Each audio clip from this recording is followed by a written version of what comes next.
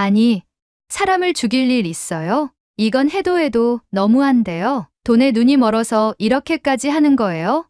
안 사요. 미국의 한 식당 앞에서 많은 사람들이 시위를 하고 있습니다. 시위를 하는 이유는 한국에서 넘어온 단 하나의 식재료 때문인데요. 한국인들이 즐기는 식재료 하나로 인해 벌어진 사건. 바로 지금 사연을 들어보겠습니다. 오늘의 사연 시작합니다. 안녕하세요. 저는 시애틀의 캐피톨 힐에서 파인다이닝 레스토랑을 운영하고 있는 셰프 루크 메카시입니다. 제 레스토랑은 시애틀의 신선한 재료를 기반으로 현대적인 미국 요리를 선보이는 곳으로 고객들에게 새로운 맛의 경험을 제공하는 데에 항상 열정을 쏟아왔습니다. 그런데 작년 요리에 대한 저의 생각이 완전히 바뀌는 계기가 있었습니다. 바로 넷플릭스에서 방영된 흑백요리사라는 프로그램을 본 이후부터였습니다. 처음 이 프로그램을 볼 때만 해도 단순히 요리 대결 쇼라고 생각했습니다. 흑수저와 백수저 셰프들이 대결하는 콘셉트가 흥미로워서 무심코 시청을 시작했는데 시간이 지날수록 이 프로그램은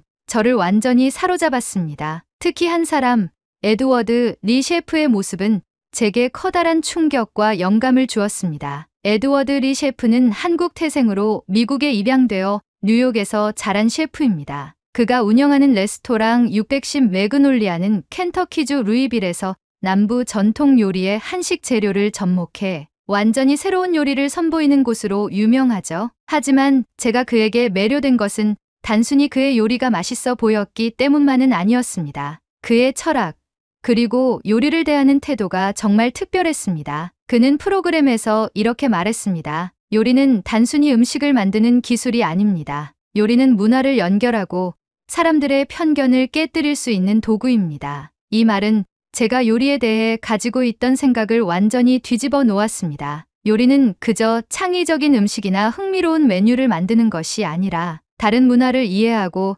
서로를 이어주는 강력한 매개체가 될 수 있다는 사실을 깨닫게 된 순간이었습니다. 에드워드 리 셰프는 이전에 아이언 셰프 아메리카에 출연했을 당시에도 제 마음을 사로잡던 셰프 중 한 사람이었습니다. 그가 심사위원들 앞에서 한식을 기반으로 한 남부 요리를 선보이며 우승을 차지하는 모습을 보았을 때 저는 감탄을 금치 못했습니다. 그는 고추장과 된장 같은 한식 재료를 활용해 남부 전통 요리를 완전히 새롭게 해석했는데 심사위원들이 이 요리는 문화를 뛰어넘는다라고 극찬한 장면이 지금도 생생히 기억납니다. 그 순간 저는 생각했습니다. 나도 이런 요리를 만들어 보고 싶다. 나도 요리로 사람들의 마음을 움직이고 문화를 연결하는 셰프가 되고 싶다. 그가 흑백요리사에서 보여준 모습은 단순히 요리 실력 이상의 것이었습니다. 자신의 뿌리를 요리로 표현하면서도 새로운 시도를 통해 경계를 허물고 도전하는 그의 자세는 저에게 강렬한 동기부여가 되었습니다. 그리고 저는 결심했습니다. 에드워드 리 셰프처럼 나만의 독창적인 요리를 만들기 위해 한국의 재료와 요리 문화를 직접 탐구해야겠다고요. 그 결심으로 저는 2024년 가을 한국으로 떠났습니다. 한국의 전통 재료와 요리 문화를 몸소 체험하기 위해 짧지만 진한 여행을 계획했죠. 한국에 도착한 후 저는 광장시장과 통인시장 같은 전통시장을 방문해 다양한 음식을 접했습니다. 시장에서 처음 맛본 비빔밥은 단순히 한 그릇 음식이 아니었습니다. 신선한 나물과 고소한 참기름, 매콤한 고추장이 어우러진 그 맛은 미국 요리에서 경험할 수 없는 특별한 조화를 이루고 있었죠. 육개장은 또 어땠을까요? 얼큰하고 깊은 국물 맛이 제 입안 가득 퍼질 때 저는 한식의 매운맛과 진한 풍미가 왜 그렇게 많은 사람들에게 사랑받는지 단번에 이해할 수 있었습니다. 하지만 저를 가장 놀라게 한 것은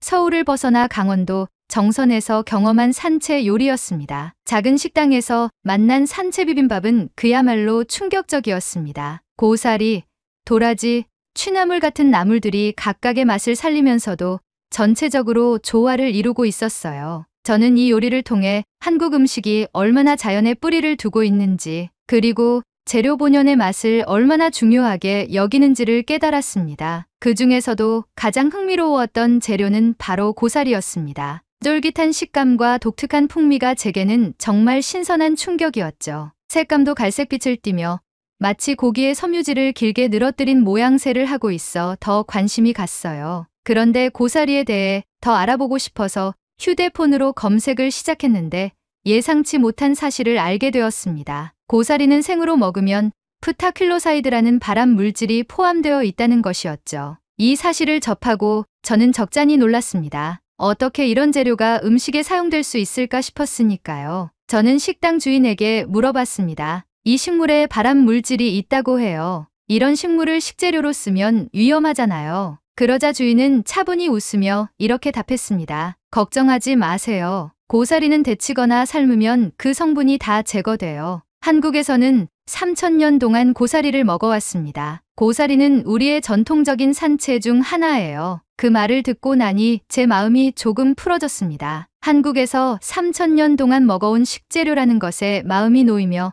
다시 한번 고사리를 쳐다보게 했습니다. 그리고 한편으로는 이 재료가 더욱 특별하게 느껴졌습니다. 이렇게 오랜 시간 동안 사랑받아온 재료라면 요리에 활용할 가치가 충분히 있겠다는 생각이 들었기 때문이었죠. 저는 한국 음식이 단순히 맛있고 독특한 것을 넘어 자연과 조화롭고 문화적으로 깊은 가치를 담고 있다는 것을 느끼게 했고 또 다른 깨달음을 주었습니다. 그리고 이러한 경험은 제가 시애틀로 돌아가 새로운 요리를 개발하는 데 강한 동기부여가 되었습니다. 한국에서 돌아오는 비행기 안에서부터 저는 머릿속이 복잡했습니다. 고사리라는 재료와 한국 음식에서 느낀 깊은 영감은 분명 특별했지만 그것을 어떻게 제 요리에 녹여낼지 막막하기도 했습니다. 한국에서 경험한 맛은 단순히 강렬하거나 색다른 것이 아니라 자연과 조화를 이루며 오랜 전통 속에서 완성된 것이었거든요. 저는 이 느낌을 그대로 재현하고 싶었고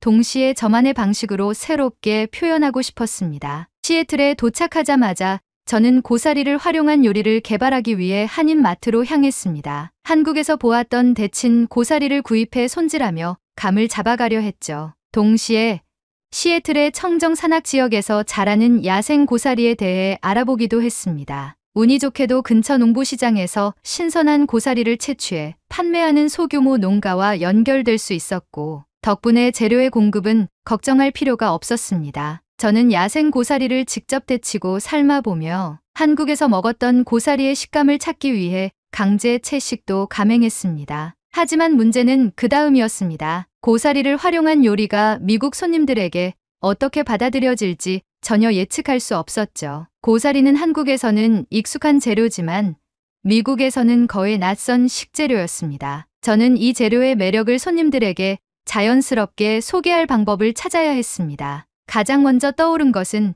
고사리의 식감을 최대한 살리는 요리였습니다. 저는 고사리를 대중적으로 즐기는 파스타와 리조또, 그리고 스테이크의 가니쉬로 활용해 실험해 보았습니다. 처음 시도한 것은 크림 파스타였습니다. 고사리를 얇게 썰어 부드러운 크림 소스와 함께 조리했는데 예상보다 훨씬 좋은 결과가 나왔습니다. 크림 소스의 풍미와 고사리의 쫀득한 식감이 기분 좋은 대비를 만들어냈거든요. 이후 동료들에게 이 파스타를 테스트로 선보였을 때 이게 정말 채소가 들어간 요리냐며 놀라는 반응이 많았습니다. 다음으로는 리조또에 도전했습니다. 저는 시애틀 지역에서 나는 신선한 버섯과 고사리를 조합해 크리미한 리조또를 만들어냈습니다. 고사리의 은은한 풍미가 버섯의 깊은 맛과 어우러져 아주 잘 맞는 조화를 이루었죠. 스테이크 가니쉬로 활용했을 때는 또 다른 매력이 있었습니다. 고사리의 쫀득한 식감이 부드러운 고기의 텍스처와 대조를 이루며 동료들에게 아스파라거스보다 더 훌륭한 가니쉬라는 호평을 얻었습니다. 그러나 이런 시도들만으로는 충분하지 않았습니다. 파인다이닝은 단순히 맛있는 음식을 제공하는 것이 아니라 하나의 이야기와 경험을 손님들에게 전달해야 한다고 생각했습니다. 저는 한국에서의 경험을 담아낸 코스 요리를 구성해야겠다고 결심했습니다. 가장 먼저 떠오른 아이디어는 코스의 메인 디쉬였습니다. 한국에서 경험했던 육개장이 떠올랐습니다. 육개장은 한국에서 제게 가장 강렬한 인상을 남긴 음식 중 하나였습니다. 깊고 얼큰한 국물 맛, 그리고 그 안에 들어간 고사리와 양지고기가 만들어내는 조화는 지금도 잊을 수 없습니다. 저는 이 육개장의 매콤한 풍미를 현대적인 방식으로 재해석하기로 했습니다. 우선 한국의 소고기인 한우를 활용한 타르타르를 메인으로 삼고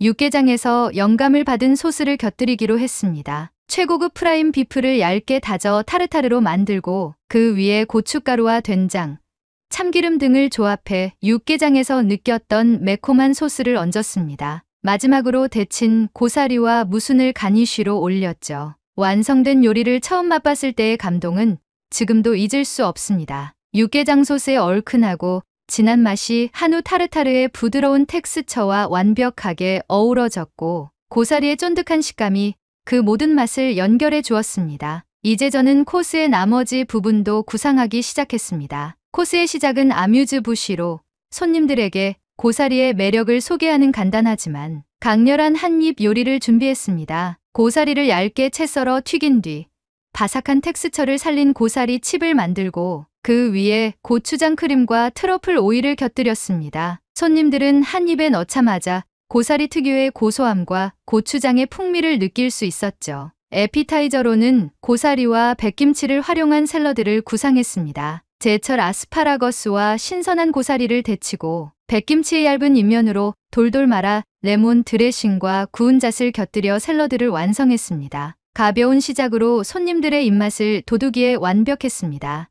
디저트는 고사리를 직접적으로 활용하기보다는 한국적인 색채를 유지하면서도 코스를 부드럽게 마무리할 방법을 선택했습니다. 꿀과 생강을 활용한 아이스크림으로 전체적인 무게감을 덜어내면서도 마지막까지 한국의 풍미를 느낄 수 있도록 했습니다. 모든 메뉴를 완성한 뒤 저는 시범 디너를 통해 코스의 흐름을 점검했습니다. 몇몇 지인들과 요리 평론가를 초대해 코스를 제공하며 각 요리에 대한 피드백을 받았죠. 다행히도 큰 수정 없이도 메뉴가 완성도를 인정받았고 이제 손님들을 위한 준비가 끝났습니다. 코스의 이름은 한국의 흑백 재료와 시애틀의 밤으로 정했습니다. 제가 한국에서 느낀 감동과 흑백 요리사 프로그램에서 배운 철학을 담은 이름이었죠. 첫 손님들을 맞이하던 날, 저는 설렘과 긴장이 뒤섞인 상태로 음식을 준비했습니다. 손님들이 코스의 첫 요리인 고사리 칩을 맛보며 놀란 표정을 짓는 순간, 저는 이 코스가 성공적일 것이라는 확신을 가질 수 있었습니다. 손님들은 고사리를 활용한 요리에 감탄했습니다. 생소한 고사리라는 식재료를 이렇게 다양하고 창의적인 방식으로 맛볼 줄은 몰랐다는 반응을 보였습니다. 특히 메인 요리였던 한우 타르타르와 고사리는 가장 큰 호평을 받았죠. 손님들은 육개장의 매콤한 풍미가 고사리와 완벽하게 어우러진다며 칭찬을 아끼지 않았습니다. 레스토랑은 이 코스 덕분에 점점 더 많은 주목을 받게 되었고 저는 고사리와 한국 재료의 가능성에 대한 확신을 더욱 갖게 되었습니다. 하지만 모든 것이 순조롭기만 하지는 않았습니다. 예상치 못한 문제가 곧 찾아왔고 이는 제 요리에 대한 논란으로 이어졌습니다. 한국의 흑백 재료와 시애틀의 밤이라는 코스는 기대 이상으로 성공적인 분위기를 이끌자 레스토랑은 이 코스 덕분에 미식가들 사이에서 화제가 되었고 현지 음식 블로거들의 리뷰가 이어지며 예약은 몇 주 치가 금세 꽉 찰 정도로 인기가 높아졌습니다. 매일매일 동료들과 행복한 시애틀의 밤을 만들던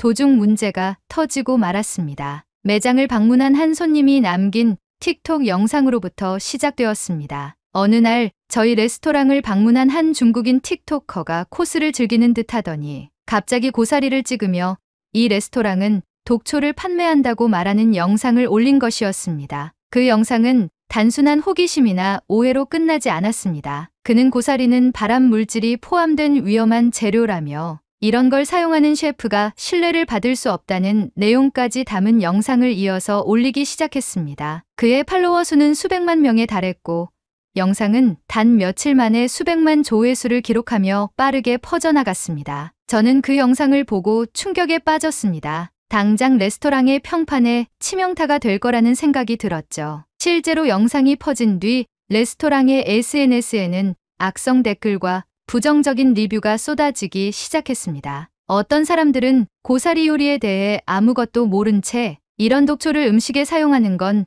무책임하다며 저를 비난했죠. 한 손님은 이렇게 말했습니다. 고사리가 발암 물질을 함유하고 있다는 사실을 미리 공지하지 않고 무단으로 사용한 레스토랑은 처벌을 받아야 합니다. 라고 말하며 불매운동을 벌이겠다는 협박까지 하기 시작했습니다. 저는 단순히 이 문제를 방치할 수 없다는 것을 깨달았습니다. 가장 먼저 해야 할 일은 진실을 밝히는 것이었습니다. 고사리에는 발암물질로 알려진 프타퀼로사이드가 소량 포함되어 있지만 이 성분은 데치거나 삶으면 완전히 제거된다는 사실을 알리고 싶었죠. 그래서 저는 과학적인 자료를 수집하기 시작했습니다. 고사리에 대한 논문과 자료를 찾기 위해 인터넷을 뒤졌고 한국의 전통 요리 방식이 고사리를 안전하게 조리하는데 얼마나 중요한 역할을 하는지 설명한 글들을 발견했습니다. 저는 이 내용을 토대로 고사리에 대한 오해를 풀기 위한 게시물을 준비했습니다. SNS에 올린 글에서 저는 이렇게 썼습니다. 고사리는 한국에서 3,000년 넘게 사랑받아 온 전통적인 식재료입니다. 생으로 먹으면 독성이 있을 수 있지만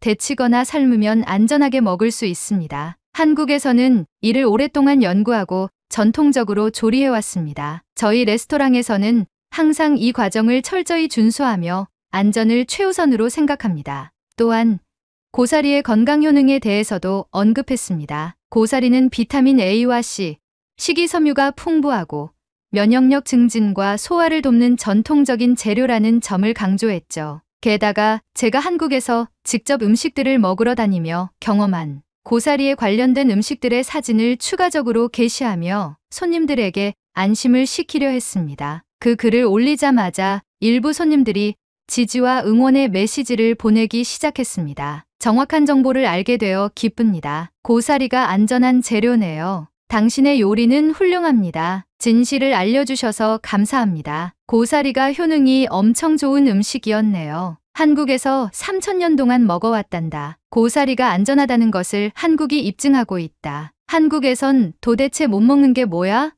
독초도 먹는 사람들이네. 대단하다. 하지만 여전히 악성 댓글과 오해는 완전히 사라지지 않았습니다. 저는 더 적극적으로 대응하기로 했습니다. 틱토커가 올린 영상은 단순한 오해를 넘어 명예훼손에 가까웠기 때문에 법적 절차를 밟기로 결정했습니다. 변호사를 고용해 틱토커와 직접 연락을 시도했고 그의 영상이 레스토랑에 얼마나 큰 피해를 입혔는지 설명했습니다. 놀랍게도 틱토커는 이후 공개적으로 사과하며 영상을 삭제했습니다. 그는 고사리에 대해 제대로 알지 못한 상태에서 영상을 만들었다며 잘못을 인정했습니다. 그 일이 있고 며칠 뒤 저는 한인마트에서 장을 보다가 한 한국인 여성을 만났습니다. 그녀는 저를 알아보며 말을 걸었습니다. 혹시 고사리 논란으로 힘들었던 셰프님 맞으신가요?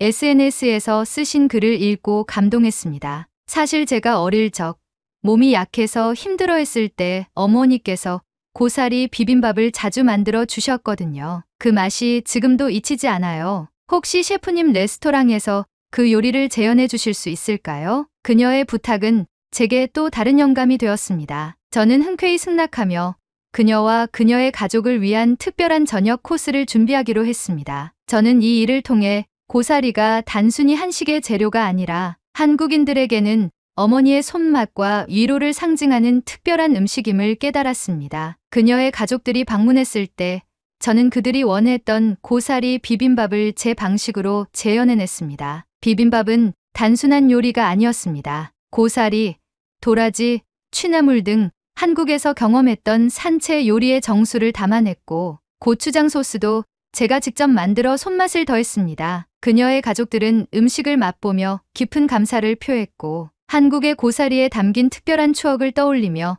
저와 이야기를 나누었습니다. 그로부터 며칠 뒤 저는 충격적인 전화를 받게 되었습니다. 미국의 한 유명 음식 잡지에서 저희 레스토랑을 취재하고 싶다는 연락을 받았기 때문이었죠. 저는 여태껏 레스토랑을 운영하며 이런 일이 한 차례도 없었기에 어안이 벙벙했습니다. 잡지의 취재팀이 방문해 고사리를 중심으로 한 제 코스 요리를 취재했고 저는 동료들과 기쁜 마음으로 취재에 응했습니다. 그리고 놀라운 사실을 접하게 되었죠. 고사리 비빔밥이 그리웠던 한국인 여성은 사실 시애틀에서 한식 레스토랑을 운영하는 주인이었고 제 요리에 큰 감명을 받았다는 사실을 잡지사에 전달한 것이었습니다. 유명 잡지사에서는 한식 취재로 몇 번이나 그녀의 레스토랑을 취재했었고 그로 맺어진 그녀의 인맥으로 저희 레스토랑을 취재하러 온 것이었죠. 기사가 나간 뒤 레스토랑은 더 많은 관심을 받기 시작했습니다. 예약은 다시 만석이 되었고 고사리를 활용한 코스는 시애틀의 미식가들 사이에서 화제가 되었죠. 그리고 저희 레스토랑에는 새로운 손님들이 찾아오기 시작했습니다. 한국에서 온 교포 가족, 한식을 사랑하는 외국인들, 그리고 단순히 고사리로 만든 요리가 궁금한 사람들까지 다양한 이들이 저희 레스토랑을 방문했죠. 저는 고사리가 단순한 식재료가 아님을 더 깊이 깨달았습니다. 고사리는 요리로 문화를 연결할 수 있다는 가능성을 보여준 특별한 재료였습니다. 에드워드 리 셰프가 말했던 것처럼 요리는 단순한 기술이 아니라 사람과 문화를 잇는 강력한 도구가 된 것이죠. 고사리로 인해 저를 알아본 한국인 여성과 그녀의 가족을 위한 특별한 저녁은 제게 또 하나의 전환점이 되었고, 고사리를 중심으로 한 요리가 단순히 맛있는 음식을 넘어 사람들의 추억과 감정을 불러일으킬 수 있다는 사실을 새롭게 깨닫게 되었습니다. 어느 날, 한 손님이 저에게 다가와 이렇게 말했습니다. 셰프님의 요리를 먹고 나니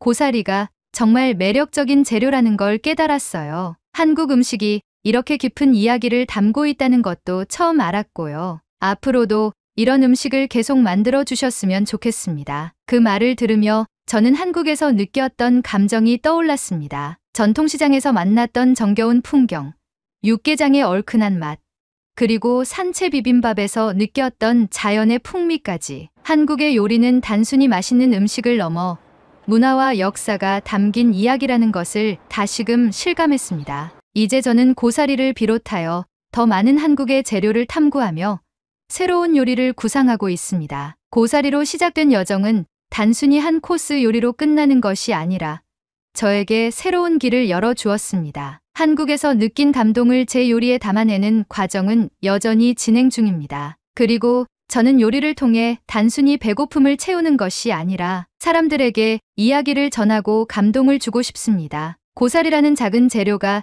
제게 가르쳐 준 건 바로 이런 힘이었으니까요. 마지막으로 저는 이 사연을 듣고 계신 여러분께 약속드리고 싶습니다. 앞으로도 한국 음식의 깊이를 탐구하며 요리를 통해 사람들을 이어주는 다리가 되겠습니다. 한국의 고사리와 시애틀의 밤이 만들어낸 이 놀라운 여정을 여러분과 함께 나누고 싶습니다. 요리는 문화를 연결하고 사람들의 편견을 깨뜨릴 수 있는 도구입니다. 오늘의 사연은 여기까지입니다. 2024년 한 해 감동 비디오를 찾아주신 여러분께 진심으로 감사의 말씀을 드립니다. 앞으로도 좋은 사연을 여러분께 들려드릴 수 있도록 최선의 노력을 다하겠습니다. 2025년 새해 복 많이 받으시고 가정의 평화가 항상 깃들길 진심으로 바라겠습니다. 겨울철 독감이 날이 갈수록 심해지고 있습니다. 실내와 실외의 온도차가 극심한 만큼 건강에 유의해야 될 것 같아요. 목 건강이 독감의 가장 좋은 예방법이라고 합니다. 마스크는 필수로 착용하시는 게 좋다고 하며